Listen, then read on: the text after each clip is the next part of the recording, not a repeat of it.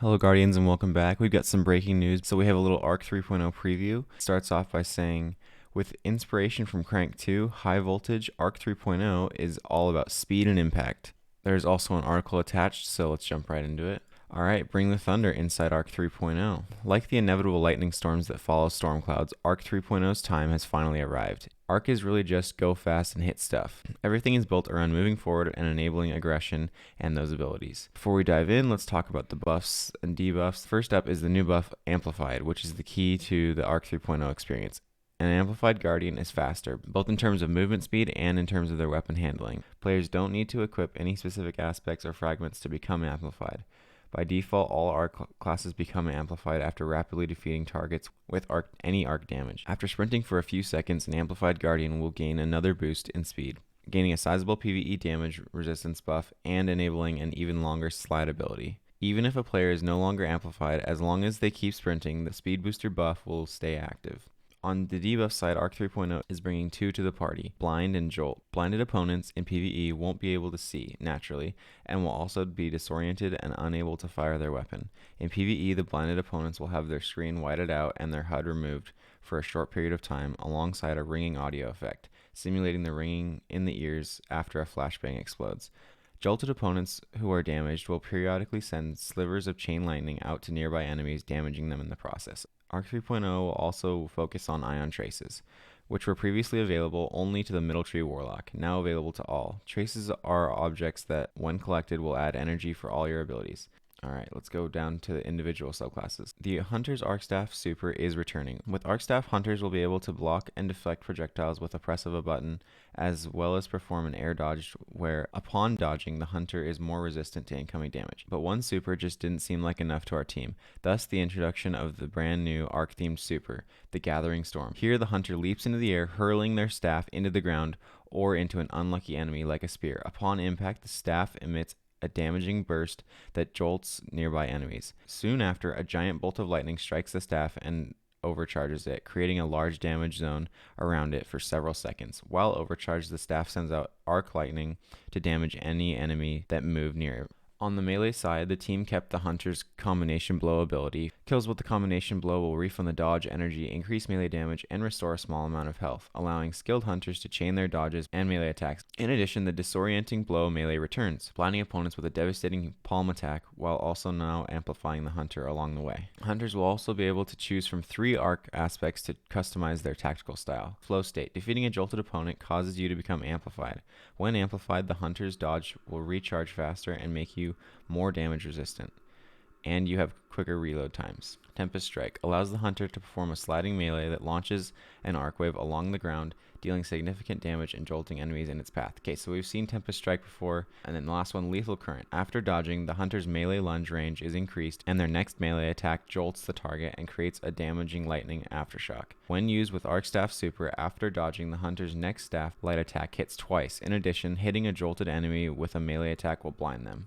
ARC 3.0 will also bring back the Blink movement mode for ARC Hunters. In fact, Blink ability will also include a baseline buff for any class that has access to it. Alright, let's move on to Warlocks. 2 supers will be available for Warlocks. Chaos Reach, and then Storm Trance is our Lightning Fingers one, but it has landfall attached to it. So when you jump up in the air and you activate Storm Trance, you shoot a big burst of lightning damage down at the ground, so anybody underneath you is going to die. And then the blink behavior will be added to Storm Trance. Warlocks are going to have 2 melee abilities. One is the ball lightning melee will send out a floating ball of arc energy that detonates, zapping enemies down from above. Chain lightning will send out arcs of lightning to strike and jolt the primary target and chain damage to the surrounding enemies in the process. When amplified, the ability creates 2 sets of chains and can potentially jump to twice the number of enemies. Okay, and then we have 3 aspects will be available for the Warlock, just like the other class. The Warlock casts a rift to create an arc soul that will assist the player in battle. Allies who pass through the rift will also gain an arc soul. The rift charges faster when allies are near. While amplified, any arc soul you have or gain is supercharged, increases its rate of fire. Lightning Surge. The Warlock activates their melee while sliding to transform into a ball of lightning and teleport forward, calling down a field of lightning bolts at the exit point that jolts targets. Okay, and then Electrostatic Mind. Arc ability kills and kills on arc debuffed enemies can create ionic traces. When you collect an ionic trace, you become amplified. Okay, so this is going to be our crazy, like, arc well build situation. This is going to be where all the PvE content, like, thrives right there. Alright, Titans. Okay, the supers that are returning in Arc 3.0 are Fist of Havoc and Thunder Crash. Okay, so Fist of Havoc is adjusted slightly. The circle's gone a little bit smaller from one of the trees. It's kind of found its middle ground in between the two trees, and now it leaves that damaging field like it did with the other tree. So we're just collapsing it from 3 trees to 2 trees. So Thunder Crash is going to get a buff with all these other aspects and things, but there's no direct change to it. One of the biggest changes coming to Arc Titan is the new Thruster class ability. By double tapping a button, the Titan bursts into a throttle direction at any speed, performing a quick first-person evade, comparable in distance to the Hunter's dodge. For melee, they continue to have their Seismic Strike shoulder charge, which blinds enemies. Performing a Seismic Strike while amplified increases the radius of the blind, and blinding effects will last longer. Ballistic Slam also returns, where players can slam the ground after sprinting in the air, creating a damaging explosion upon impact. Okay, so there's not really a change to the melee attacks. There is another melee charge, and it's known as Thunderclap. Here the Titan players hold the melee button and charge up energy that can be released in either a quick, powerful jab or held and built up to be unleashed in a furious One Punch Man style. Man, they're really leaning into like the anime build. So this is going to be known as like the One Punch Man build. The charge can't be stored, and you have to be on the ground to charge it. Okay.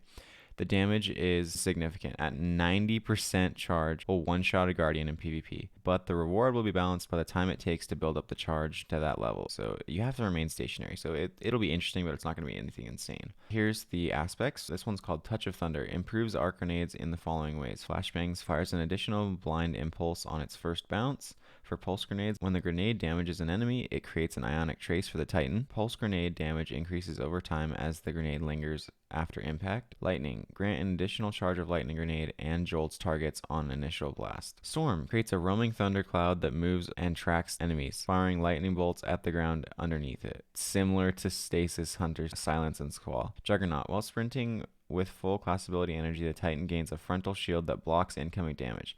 When amplified, the shield is stronger. Once the shield is depleted by taking damage, the player's class energy is depleted. Knockout, melee kills trigger health regeneration and make the Titan amplified. Critically wounding an enemy or breaking their shield increases melee range and damage for a brief period.